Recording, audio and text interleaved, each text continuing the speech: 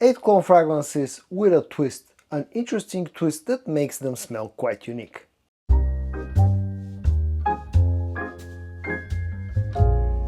Hey guys, I'm George, the nice smelly gentleman, and it's time for your dose of some fragrance content. As I said in the beginning of the video, today I'll be talking about cologne fragrances, but colognes with twists, in some cases very heavy twists, that actually change the scent profile enough for those fragrances to smell quite unique. And the first such fragrance that I've prepared for today's video comes from the brand of Zimaya, and it's called Shara the Club. Now, unlike its brother, which is called Shara Blend, which was way more popular, this one for some reason that didn't get that much traction, didn't get that much attention. But this is a very interesting fragrance on its own. When it initially came out, at that point in time I had not tried Creed Aventus Absolute, so the closest thing that I found this one smelling to was the original Creed Aventus. And to this day I stand by my words, because I do find this one to be closer to Creed Aventus, but eventually I also got my nose to Creed Aventus Absolute, and I can see why people were talking about this one as being a clone of Creed Aventus Absolute. But the reality for me personally is that this in a way stands somewhere in between the two Aventuses, the original Aventus and Aventus Absolute, but with its own additional twist as well. So you'll get some of the freshness, some of the fruitiness of Creed Aventus, you'll also get some of the darkness of Aventus Absolute, some of the birchiness, the oak moss note, the musks and everything else that you'll find in both Aventus and Aventus Absolute. But what I find this one having sort of an additionally to the added to its scent profile is the sort of an strong soapy vibe that I get out of this one. In a way, this may smell a little bit barbershoppy, a little bit like a a shaving cream. The birch note is quite nice and of high quality in this one, and quite strong. And overall, this is a very interesting clone with a twist of both Creed Aventus and Aventus Absolute. It carries as much versatility as Creed Aventus, as much as versatility as Creed Aventus Absolute, meaning that you can wear this one throughout the year without any problem, and this is a very versatile masculine fragrance that offers good quality, I would say decent performance, considering that this feels kind of fresh and soapy, and a high compliment factor. And I think this is a sort of a nice little gem from the brand of Zimaya. The next fragrance that I've included in today's video comes from the brand of Maison Alhamra, and it's called Galactic Men Intense. And when I picked this one up, I was expecting this one to smell very similar to Pure Havane from Thierry Mugler. Now, I really like the original fragrance, and I think it's a real shame that that fragrance got discontinued a while ago. And I was looking to see what Maison Alhambra and Lattafa have done with the scent of of Pure Havane. But when I got my hands on this one, when I got my nose on this one, I was kind of surprised by the scent itself, because this is not a direct clone of Pure Havane. In fact, to my nose, I've said this in some of my previous videos where I've talked about this fragrance, but this is like a mashup of a lot of fragrances from that original Amen line from Thierry Mugler. I personally find a lot of similarities between this one and the original Amen. There are definitely some of those notes that you'll find in Pure Havane, maybe even some the stuff that you'll find in Pure Mauve, for example. And the end result is interesting. It's old school smelling. It will get you somewhat close to Pure Havane, but at the same time it will get you close to all those other fragrances from the Amen line. Again, smells a little bit old school, has decent quality, very low price, and the performance is also, I would say decent. The next one that I've included in today's video comes from the brand of Aat Prestige, and it's called Habib. Now, this one smells a lot like Le Maux Elixir, while at the same time it has its own interesting twist. When I initially tried this one and I did my review of this one, I was a little bit disappointed by this. First of all, because it didn't smell so close to Le Maux Elixir than I expected it to smell. And the second reason was because of the performance. Now, after I did my video, I got contacted by the guys from Aat Prestige. First of all, they assured me that in future batches of this one, when I keep in mind that at the time that I got it, it was a brand new release, that they will try to improve the performance of this fragrance. And the second thing they told me is that they didn't try to do a straight up clone of Le Maux Elixir, rather they tried to do a bit of a twist. And I can now talk about that twist, and that twist is the fact that this fragrance feels like a slightly more fruity, slightly less tobacco-y take on the original fragrance. Initially in the opening this feels a little bit less aromatic than Le Mans Elixir itself, feels a little bit sweeter, but then on its dry down this actually lacks a bit of the sweetness of the original fragrance. For example, it substitutes that sticky honey note that you'll find with Le Mans Elixir with something still sweet but a little bit fruity. The vanilla is slightly ramped up compared to the original fragrance, and also I pick up less tobacco in this one than the original. And it's actually a very nice little fragrance, again, as long as you don't expect this one to be a straight up clone, and that's the point of this video. I'm not talking about straight up clones. It's a good fragrance on its own, again, if you can appreciate the differences, the slight twists that Aat Prestige have done. Now, my bottle, one of the very first bottles that got onto the markets, is not a bad performer per se. I was still getting 7 to 8 hours of performance out of it. I was just expecting this one to be a little bit stronger, and also this lacked a little bit when it comes to projection. But as I said, the guys from Aat Prestige assured me that they're going to work on the performance in the later batches of Habib. The next one comes from the brand of Art Al Zafran, and it's called Tafakar, and this is a very nice little gem, one of the oldest Middle Eastern fragrances in my collection. This one smells a lot like Parfum de Marly's Carlisle. You can also find similarities between this one and something like Mancero's Red Tobacco, for an example.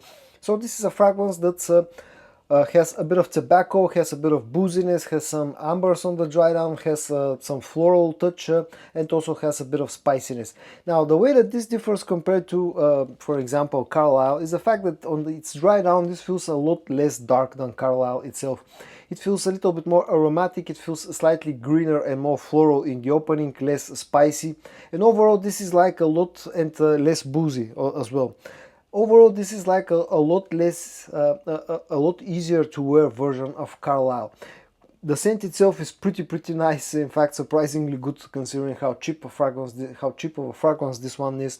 So if you like, you know, fragrances like Carlisle, like Red Tobacco, but you want something a little bit more floral, a little bit fresher, a little bit easier to wear, not as dark and as heavy as those two original fragrances, I think Tafakar to this day remains a nice little gem.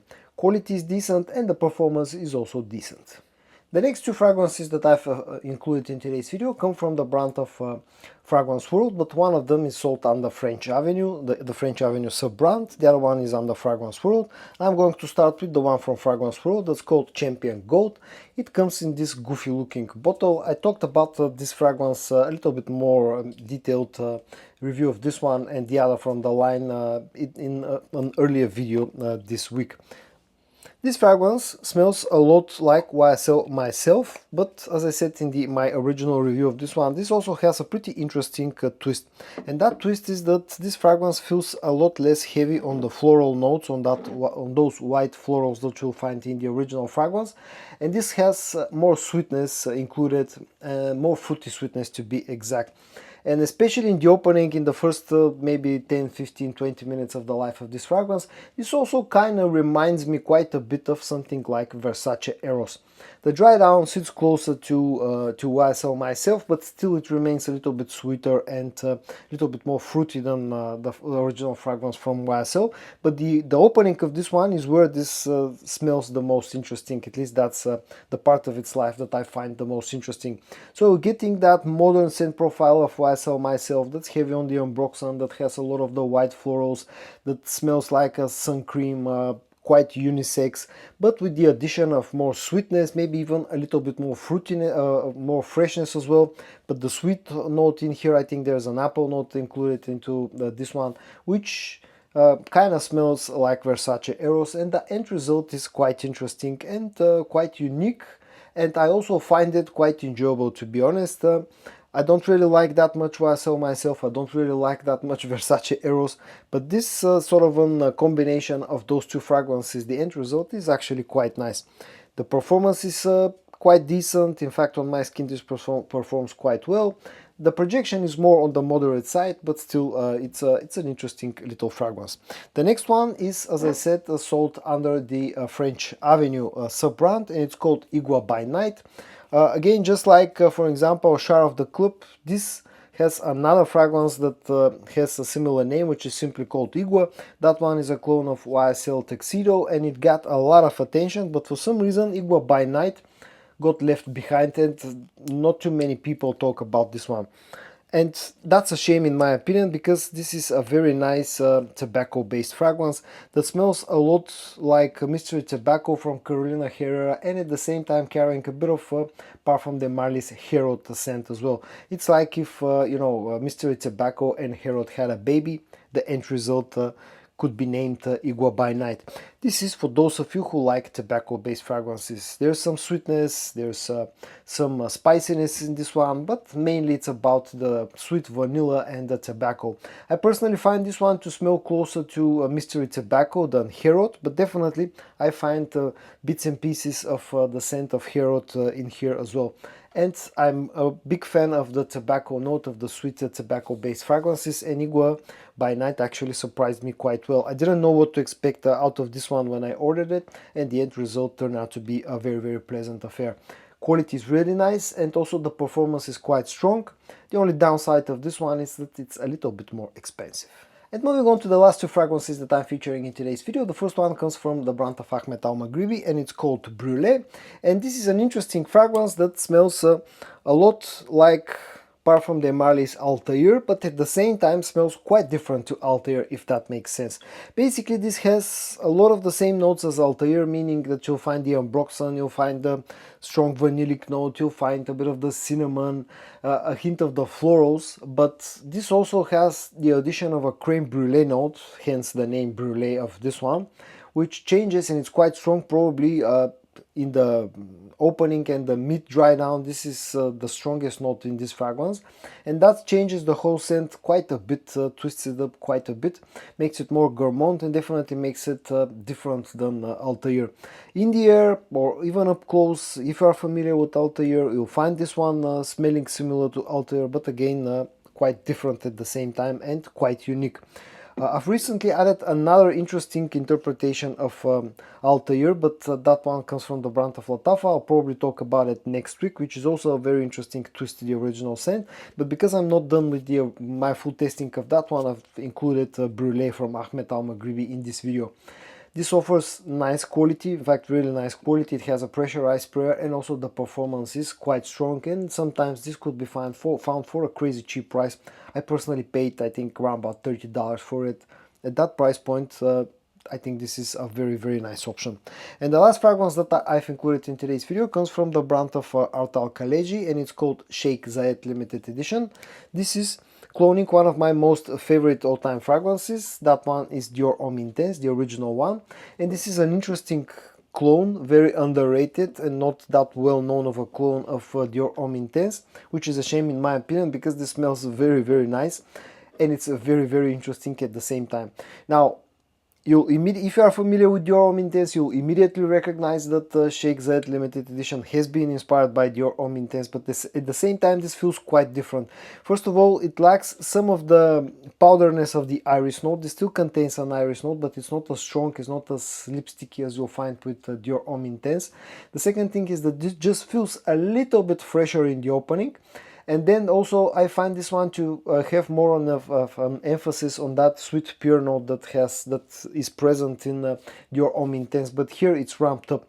On the dry down, this gets a little bit closer to Dior Homme Intense, but still remains a little bit more airy, still remains a little bit fresher, maybe less woody than the original fragrance, less musky, while still remaining a little bit powdery and definitely still smelling close to Dior Homme Intense. Overall, it's a very interesting twist on the original scent, and although probably my most favorite note in perfumery is the note of iris, and here it's not as strong as Dior Homme Intense, I still find the Shakeset Limited to be a very pleasant fragrance. Also, despite the fact that this is a little bit fresher and more airy, this, at least my bottle, is also a very, very strong performing one. And so guys, in today's video I showed you 8 clone fragrances with an interesting twist made to their scent profile, which changes it enough to make them smell quite unique.